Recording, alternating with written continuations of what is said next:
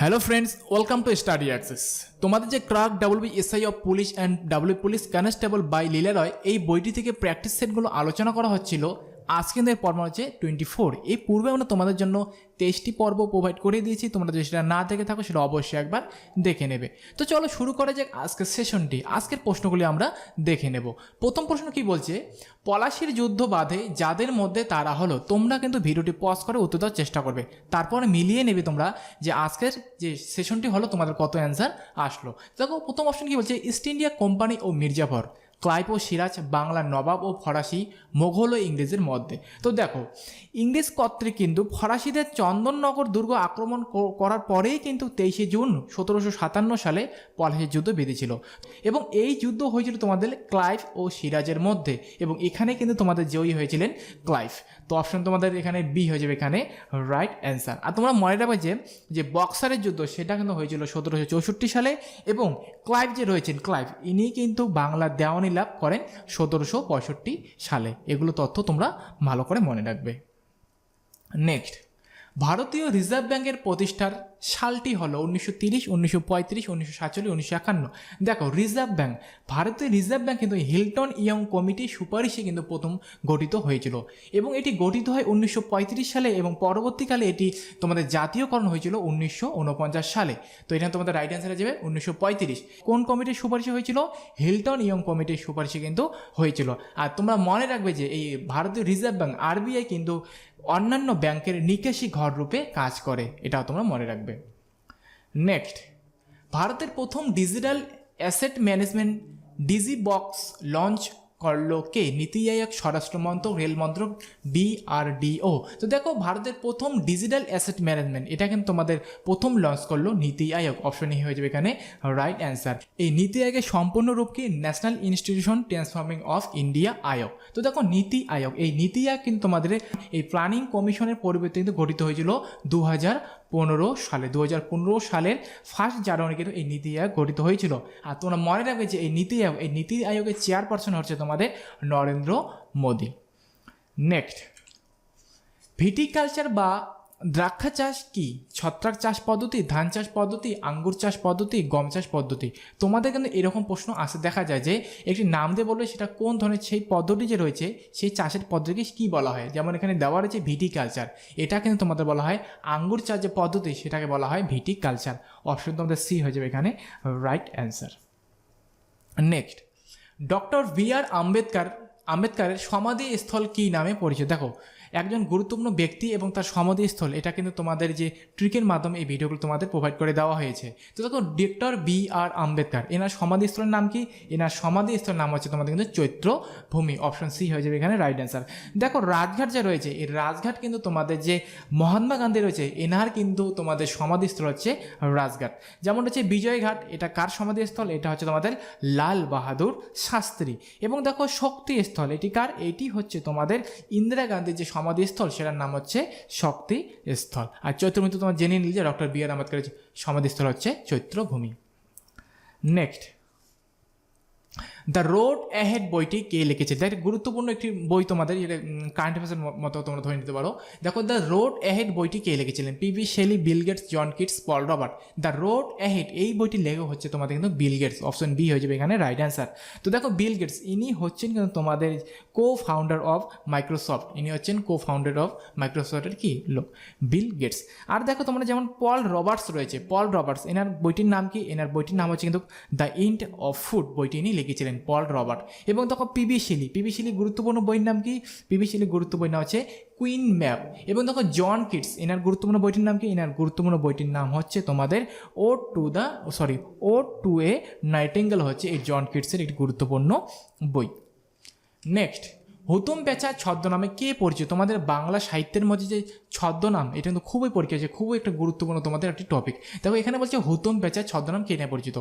অপশনে কি বলছে? ঈশ্বরচন্দ্র বিদ্যাসাগর। তো দেখে না তোমরা ঈশ্বরচন্দ্র বিদ্যাসাগরের ছদ্মনাম হচ্ছে তোমাদের কিন্তু কসাচিৎ উপযুক্ত ভাইপোষ্য। এনার ঈশ্বরচন্দ্র বিদ্যাসাগর এটা হচ্ছে ছদ্মনাম। অপশনে বি হচ্ছে শরৎচন্দ্র চট্টোপাধ্যায়, কালীপ্রসন্ন সিংহ, মাইকেল মধুসূদন দত্ত। তো দেখো হুতুম প্যাঁচা এনার এই যে হুতুমের ছদ্মনাম রয়েছে এটি হচ্ছে তোমাদের কালীপ্রসন্ন সিংহের ছদ্মনাম। অপশন সি হয়ে যাবে এখানে রাইট অ্যান্সার। নেক্সট, দাক্ষিণাত্যের মালভূমির উচ্চতম স্থান হলো আনাইমুদি, মহাবালেশ্বর, কালসুবাই, নীলগিরি। তো দেখো দাক্ষিণাত্যের মালভূমির উচ্চতম স্থানের নাম হচ্ছে তোমাদের কিন্তু আনাইমুদি। অপশন তোমাদের এই হয়ে যাবে রাইট অ্যান্সার। এবং দেখো আনাইমুদি কিন্তু দক্ষিণ ভারতের উচ্চতম স্থান, যার উচ্চতা হচ্ছে তোমাদের 2695 মিটার, 2695 মিটার। আর তোমরা মনে রাখবে এখানে দেখো এই যে পূর্বঘাট পর্বতমালা এবং পশ্চিমঘাট পর্বতমালা, এখানে যে মিলিত স্থান, এই যে এখানে পূর্বঘাট পর্বতমালা এবং এদিকে পশ্চিমঘাট পর্বতমালা, এই মিলিত স্থানের নাম হচ্ছে কিন্তু তোমাদের কি নীলগিরি পর্বত নামে পরিচিত বলে, মানে নীলগিরি পর্বতে মিলিত হয়েছে পশ্চিমঘাট পর্বতমালা এবং পূর্বঘাট পর্বতমালা। নেক্সট, লখনৌ কোন নদীর উপকূলে অবস্থিত? দেখো তোমাদের এই যে এই টপিকটি, এটা কিন্তু গুরুত্বপূর্ণ যে কোন নদীর তীরে কোন শহরটি গড়ে উঠেছে। যেমন এখানে বলছে লখনৌ কোন নদীর উপকূলে গড়ে উঠেছে, সরয়ূ, গোমতী, যমুনা, গঙ্গা। তো দেখো এই যে লখনৌ শহরটি রয়েছে এটি কিন্তু তোমাদের গোমতী নদীর তীরে উপকূলে অবস্থিত, গড়ে উঠেছে। বি হয়ে যাবে রাইট অ্যান্সার। এবং দেখো এমন যে রয়েছে এখানে অপশন এ, আমরা দেখে নিই অপশনগুলো ভালো করে জেনে নিই একবার। যে সরয়ূ এই যে নদী রয়েছে এটি কিন্তু আমাদের এই নদীটির তীরে কিন্তু গড়ে উঠেছে তোমাদের অযোধ্যা শহরটি। এবং অপশন সি কে রয়েছে দেখো যমুনা, এই যমুনা নদীর তীরে কিন্তু তোমাদের গড়ে উঠেছে দিল্লি। যেমন গঙ্গা রয়েছে, গঙ্গা তো অনেক শহর গড়ে উঠেছে এই নদীর তীরে, পাটনা, বারাণসী, এই সমস্ত শহরগুলো তোমার গঙ্গা নদীর তীরে গড়ে উঠেছে। এবং দেখো গোমতী, এটা তোমার বলাই হলো যে লখনৌ যে শহরটি এটা কিন্তু গোমতী নদীর উপকূলে গড়ে উঠেছে। নেক্সট, ভারতীয় সংবিধানের 14 নং ধারায় বলা হয়েছে আইনের দৃষ্টিতে সমতা ও আইনসমূহ কর্তৃক সমবায় রক্ষিত স্বাধীনতার অধিকার, ধর্মীয় স্বাধীনতার অধিকার, সাংবিধানিক প্রতিবিধানের অধিকার। দেখো ভারতের সংবিধানে 12 থেকে 35 নং ধারার মধ্যে কিন্তু মৌলিক অধিকারগুলি বর্ণিত রয়েছে। তোমাদের কিন্তু 12 থেকে 35 নং ধারা পর্যন্ত একদম তোমাদের মুখস্থ করে রাখতে হবে, কেননা মৌলিক অধিকার তোমাদের যে কোনো পরীক্ষায় আসতে দেখা যায়। তো এখানে বলছে তোমাদের 14 নং ধারাটি কী বলা রয়েছে। দেখো 14 নং ধারার মধ্যে কিন্তু বলা রয়েছে আমাদের আইনের দৃষ্টিতে সমতা ও আইনসমূহ কর্তৃক সমভাবে রক্ষিত। তো অপশন তোমাদের এখানে এই হয়ে যাবে রাইট অ্যান্সার। আইনের দৃষ্টিতে সমতা ও আইনসমূহ কর্তৃক সমভাবে রক্ষিত। এবং দেখো তোমরা এই কথাটা মানে ঠিকই, এটা হচ্ছে তোমাদের আইনের দৃষ্টিতে সবাই সমান। এবং দেখো সাংবিধানিক প্রতিবিধানের অধিকার 32 নং ধারা কিন্তু বলা রয়েছে, এটা তোমরা মনে রাখবে যে অপশন ডি যে রয়েছে সাংবিধানিক প্রতিবিধানের অধিকার, এটা কিন্তু বলা হয়েছে আমাদের 32 নং ধারায় উল্লেখ রয়েছে। এটা তো খুবই গুরুত্বপূর্ণ একটি প্রশ্ন তোমাদের জন্য। নেক্সট, 1984 সালের শিখ দাঙ্গা পুনর্বিবেচনা করার জন্য কোন কমিটি গঠন করা হয়েছিল? জিপি মাথুর কমিটি, আর এন লোধা কমিটি, মুকুল মুডগল কমিটি এবং জিএস বর্মা কমিটি। দেখো 1984 সালে যে শিখ দাঙ্গা পুনর্বিবেচনা করার জন্য যে কমিটি গঠন করা হয়েছিল তার নাম হচ্ছে তোমার জিপি মাথুর কমিটি। অপশন তোমাদের এই হয়ে যাবে এখানে রাইট অ্যান্সার। তোমাদের কমিটিগুলো আসতে দেখা যায় পরীক্ষায়। নেক্সট, সম্প্রতি IMF অর্থাৎ ইন্টারন্যাশনাল মনিটারি ফান্ড এর অন্তর্ভুক্ত হওয়া 190তম সদস্য দেশটির নাম কি? 190তম সদস্য দেশটির নাম কি? দেখো বর্তমানে কিন্তু IMF এর সদস্য সংখ্যা আছে 190টি। তো এখানে বলছে যে নতুন একদম সদ্য যেটা যোগ হয়েছে 190তম, সেটার নাম কি তোমাদের? তো এখানে তোমাদের রাইট অ্যান্সার হয়ে যাবে ইন্ডোরা, অপশন সি। আর দেখো IMF এই ইন্টারন্যাশনাল মনিটারি ফান্ড এটি তোমাদের কিন্তু গঠিত হয়েছিল তোমাদের 1945 এবং এই বর্তমানে এর ম্যানেজিং ডিরেক্টর রয়েছে তোমাদের ক্রিস্টিনা জর্জাভিয়া। খুবই গুরুত্বপূর্ণ এইটি তোমাদের, যেমন সালটি গুরুত্বপূর্ণ এবং এখানে যে তোমাদের রয়েছে যে ম্যানেজিং ডিরেক্টর সেটা গুরুত্বপূর্ণ। নেক্সট, প্রেসার কুকারের কার্যপ্রণালী যে নীতির উপর নির্ভরশীল? চাপ বৃদ্ধিতে স্ফুটনাঙ্কের বৃদ্ধি, চাপ বৃদ্ধিতে স্ফুটনাঙ্কের হ্রাস, চাপ হ্রাসে স্ফুটনাঙ্কের বৃদ্ধি, উপরের কোনোটিই নয়। তো দেখো প্রেসার কুকারের কার্যপ্রণালী খুবই গুরুত্বপূর্ণ সায়েন্সের প্রশ্ন তোমাদের, যে প্রেসার কুকারের কোন কার্যপ্রণালীর উপর কি ক্রিয়া করে, মানে কাজটা হয়ে থাকে। এখানে তোমাদের রাইট অ্যান্সার হয়ে যাবে চাপ বৃদ্ধিতে কিন্তু স্ফুটনাঙ্ক বৃদ্ধি হয় এবং এর ফলে কি হয়, রান্না তাড়াতাড়ি খুবই সিদ্ধ হয়ে যায়, অর্থাৎ যে কোনো কিছু কি সিদ্ধ তাড়াতাড়ি হয়ে যাবে। তো অপশন তোমাদের এখানে এ হয়ে যায় রাইট অ্যান্সার। খুবই চাপ দেওয়া হয় প্রেসার কুকারের মধ্যে এবং এর ফলে কি হয়, স্ফুটনাঙ্ক বৃদ্ধি পায় এবং কি রান্না খুবই তাড়াতাড়ি হয়ে থাকে। তো দেখো তোমরা মনে রাখবে যে আর এই জন্য কিন্তু পাহাড়ি অঞ্চলে খাবার সিদ্ধ হতে বেশি সময় লাগে, কারণ কি এখানে বায়ুমণ্ডল কি হয়, চাপের পরিমাণ কম থাকে, এটাও তোমরা মনে রাখবে। নেক্সট, পদ্ম ফুলের পাতার কোথায় স্টোমাটা দেখতে পাওয়া যায়? পাতার কেবলমাত্র উপরি অংশে, পাতার কেবলমাত্র নিম্ন অংশে, পাতার নিম্ন উপর উভয় অংশে, উপরে কোনোটি নয়। তো দেখো পাতার কি বলছেন স্টোমাটা, এটি একটি অংশ, এটি কোথায় দেখতে পাওয়া যায়? এটা কিন্তু আমরা দেখতে পারি পাতার কেবলমাত্র উপরি অংশে। অপশন তোমাদের এখানে রাইট অ্যান্সার অপশন এ, পাতার কেবলমাত্র উপরি অংশে। নেক্সট, তিস্তা নদীর পশ্চিম ভাগ কী নামে পরিচিত? দেখো তিস্তা নদীর পশ্চিমে এটি পূর্ব ভাগ নামে এটা পরিচিত রয়েছে এবং পশ্চিম ভাগ এটা কিন্তু খুবই গুরুত্বপূর্ণ তরাই, ডুয়ার্স, তাল, দিয়ারা। তো দেখো যে তিস্তা নদীর পশ্চিম ভাগ, তিস্তা নদীর পশ্চিমে কিন্তু আমাদের কিন্তু তরাই নামে পরিচিত। অপশন ই হয়ে যাবে এখানে রাইট অ্যান্সার। এবং দেখো ডুয়ার্স, এই তিস্তা নদীর যে রয়েছে এই তিস্তা নদীর তোমাদের পূর্ব দিকটা কিন্তু আমাদের ডুয়ার্স নামে পরিচিত। দেখো এখানে বলছে তরাই, তরাই কি? তরাই শব্দের অর্থ তোমরা মনে রাখবে স্যাঁতস্যাঁতে জলাভূমি, এবং তিস্তার পশ্চিম দিকে কিন্তু তরাই অঞ্চল নামে পরিচিত। এবং আমি কি বললাম যে তিস্তার পূর্বভাগ ডুয়ার্স নামে পরিচিত। ডুয়ার্স কথার অর্থ কি? ডুয়ার্স কথার অর্থ কিন্তু কি দুয়ার, এবং ডুয়ার্স ভুটান হিমালয়ের প্রবেশদ্বার নামে প্রবেশদ্বার বলা হয়। নেক্সট, ফ্রাইভ অ্যান্ড পেজুভিস বইটি কার লেখা? Jane Austen, Shashi Tharoor, Amitav Ghosh, Shakespeare. তো দেখো এই বইটি দেওয়া রয়েছে, এটি তোমাদের লেখা হচ্ছে তোমাদের জেন অস্টিন। অপশন তোমাদের এই হয়ে যাবে রাইট অ্যান্সার। নেক্সট, তেজস্ক্রিয়তা আবিষ্কার করেন কে? Madame Curie, Becquerel, Rutherford, Chadwick. দেখো তোমাদের যে 1896 সালে আতোয়ান আরি বেকারেল ইনি কিন্তু প্রথম তেজস্ক্রিয়তা আবিষ্কার করেছিলেন। দেখো ইউরেনিয়াম ধাতুর নিউক্লিয়াস থেকে যখন পরীক্ষা করেছিলেন তখন কিন্তু কি হয়, ইউরেনিয়াম ধাতুর নিউক্লিয়াস থেকে ভেদন শক্তি সম্পন্ন রশ্মি নির্গত হয়, পরে এর নাম দেন কিন্তু বেকারেল রশ্মি। কিন্তু পরবর্তী সময় অর্থাৎ মাদাম কুরি এবং পিয়ের কুরি এরা কি করে আবার নতুন করে আবিষ্কার করে এবং পরে নাম দেন এই নাম দেন তেজস্ক্রিয় রশ্মি। তো অপশন তোমাদের এখানে কি হয়ে যাবে? এখানে হয়ে যাবে বেকারেল। আর তোমরা এখান থেকে মনে রাখবে যে দেখো যে তেজস্ক্রিয়তার একক হচ্ছে তোমাদের কিন্তু বেকারেল। কারণ কি এখানে দেখো আবিষ্কার কে করেছেন? এটা আবিষ্কার করেছেন প্রথম করেছিলেন অতোয়ান আরি বেকারেল, সেটা কবে? 1896 সালে, এবং এর ভিত্তি করেই কিন্তু তেজস্ক্রিয়তার যে একক সেটার নাম দেওয়া হয়েছে বেকারেল। নেক্সট, মুসলিম ব্রাদারহুড কোন দেশের রাজনৈতিক সংগঠন? টিউনিশিয়া, মিশর, লিবিয়া, সৌদি আরব। দেখো মুসলিম ব্রাদারহুড এটি হচ্ছে তোমাদের মিশরের কিন্তু রাজনৈতিক সংগঠনের নাম। অপশন বি হয়ে যাবে এখানে রাইট অ্যান্সার। দেখো গতকাল কিন্তু তোমাদের যে পাকিস্তানের যে তোমাদের রাজনৈতিক দল রয়েছে সেটা কিন্তু আলোচনা করা হয়েছে, এবং দেখো আজকে তোমাদের আরেকটি প্রশ্ন দিয়েছে যে মুসলিম ব্রাদারহুড এটি তোমাদের হচ্ছে কিন্তু মিশর দেশের রাজনৈতিক সংগঠন। নেক্সট, পৃথিবীর প্রথম 6G উপগ্রহ লঞ্চ করলো কোন দেশ? দেখো পৃথিবীর প্রথম 6G উপগ্রহ লঞ্চ করলো কিন্তু তোমাদের কিন্তু চীন। অপশন তোমাদের এখানে এই ডি হয়ে যাবে এখানে রাইট অ্যান্সার। দেখো চীন থেকে আমরা কিছু প্রশ্ন জেনে নিই। দেখো চীনের কিন্তু ক্যাপিটাল নাম কি? চীনের ক্যাপিটাল হচ্ছে তোমাদের বেজিং। এবং তোমরা মনে রাখবে চীনের সবচেয়ে বড় শহরের নাম হচ্ছে সাংহাই। চীনের সবচেয়ে বড় শহরের নাম কি? সাংহাই। এবং চীনের পার্লামেন্ট যে রয়েছে তার পার্লামেন্ট বলা হয় ন্যাশনাল পিপল কংগ্রেস। এটাও তোমরা মনে রাখবে যে চীনের পার্লামেন্টের নাম হচ্ছে ন্যাশনাল পিপলস কংগ্রেস।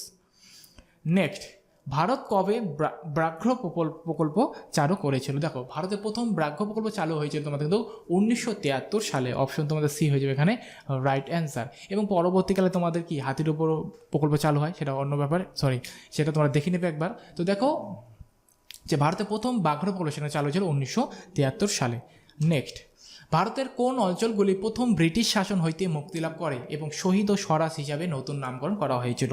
তো দেখো তোমরা যে 1943 সালের 23 অক্টোবর আজাদ হিন্দ সরকার কিন্তু ব্রিটিশের বিরুদ্ধে যুদ্ধ ঘোষণা করেছিল তোমরা জানো, এবং পরবর্তী 1943 সালের 31 ডিসেম্বর নেতাজি কী করে আন্দামান দ্বীপে পা রাখেন এবং আন্দামানের নাম দেন শহীদ দ্বীপ এবং নিকোবরের নাম দিয়েছিলেন কিন্তু স্বরাজ দ্বীপ। তো অপশন তোমাদের এখানে রাইট অ্যান্সার কী হয়ে যাবে? আন্দামান এবং নিকোবর দ্বীপপুঞ্জ। অপশন সি হয়ে যাবে এখানে রাইট অ্যান্সার। সেটা কবে? তোমরা 1943 সালের 31 ডিসেম্বর। তোমরা সালটা কিন্তু মনে রাখবে।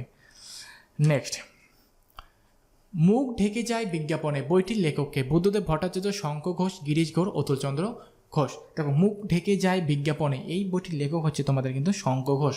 অপশন তোমাদের এখানে বি হয়ে যাবে এখানে রাইট অ্যান্সার। নেক্সট, কুচিপুড়ি নৃত্যের উদ্ভব ঘটে কোথায়? রাজস্থান, কর্ণাটক, অন্ধ্রপ্রদেশ, মণিপুর। দেখো কুচিপুড়ি নৃত্যটি কিন্তু আরও ঘটেছিল আমাদের অন্ধ্রপ্রদেশে। অপশন তোমাদের এখানে সি হয়ে যাবে রাইট অ্যান্সার। অন্ধ্রপ্রদেশে কুচিপুড়ি নৃত্যের উদ্ভব ঘটে। এবং দেখো যে মণিপুরিতে কোথায় ঘটে? মণিপুরে। এবং কথাকলি যেমন হচ্ছে কথাকলি, মোহিনীআট্টম এগুলো সমস্ত আমরা দেখতে পারি কেরল রাজ্যে। নেক্সট, ভারতের সবুজ বিপ্লবের প্রভাব নিম্নলিখিত কোন ফসলের উপর সবচেয়ে প্রভাবশীল? ধান, গম, তৈলবীজ, পাট। তো দেখো ভারতের সবুজ বিপ্লবের প্রভাব কিন্তু গমের উপর সবচেয়ে বেশি পড়েছিল। তো অপশন তোমাদের বি হয়ে যাবে এখানে রাইট অ্যান্সার। এবং দেখো তোমরা যে পাঞ্জাব ও হরিয়ানা ও উত্তরপ্রদেশে সবুজ বিপ্লবের সবচেয়ে বেশি প্রভাব দেখা গিয়েছিল। তোমাদের এই প্রশ্নটি তোমাদের আসতে দেখা যায় যে বলবে যে নিচের কোন রাজ্যগুলির মধ্যে সবুজ বিপ্লবের সবচেয়ে বেশি প্রভাব দেখা গিয়েছিল।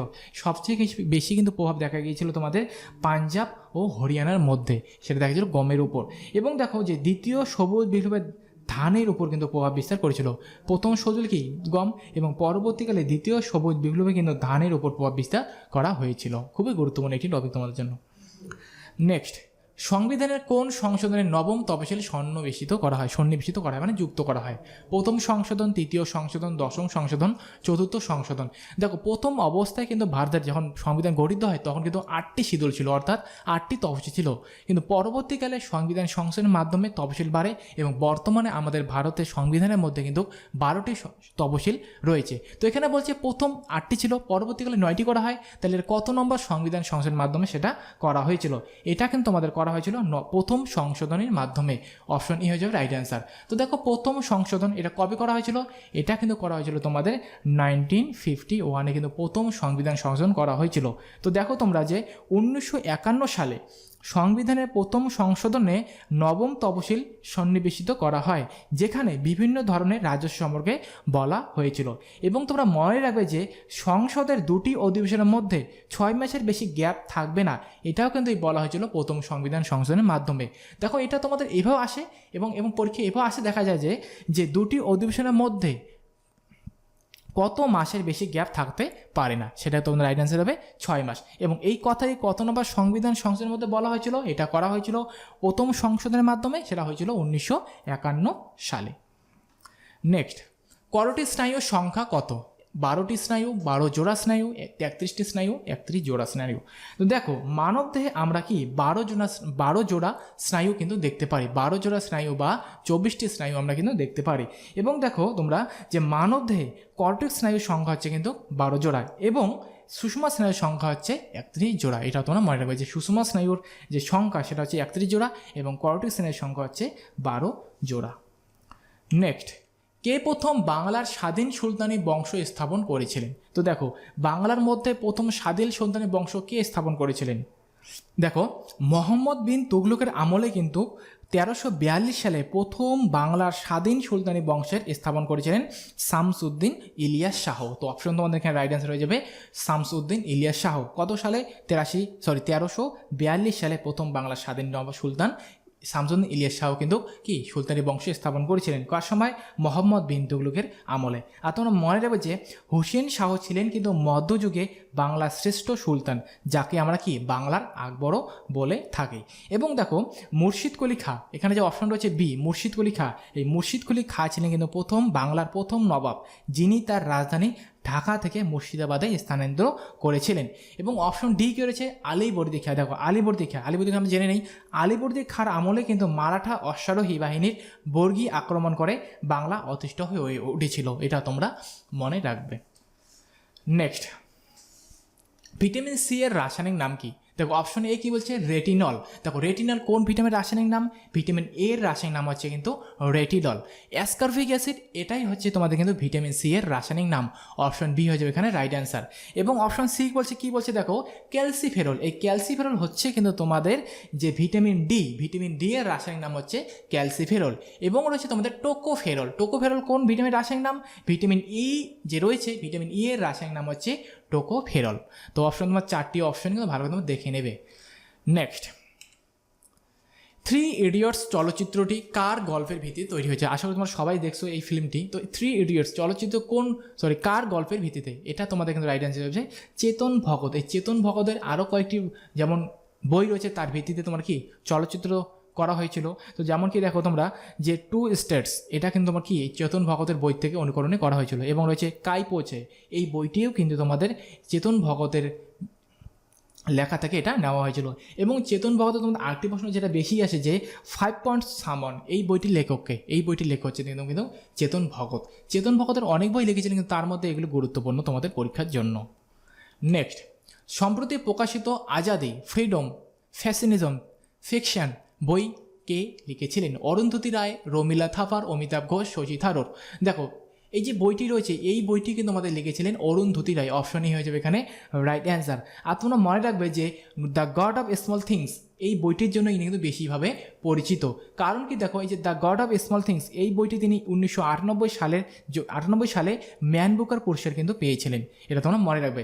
আর ইনি কিন্তু 2004 সালে সিডনি শান্তি পুরস্কার পেয়েছিলেন, এটা তোমরা মনে রাখবে। আর এনার জন্মস্থান কোথায়? এনার জন্মস্থান হচ্ছে তোমাদের মেঘালয়, শিলংয়ে কিন্তু এনার জন্মস্থান।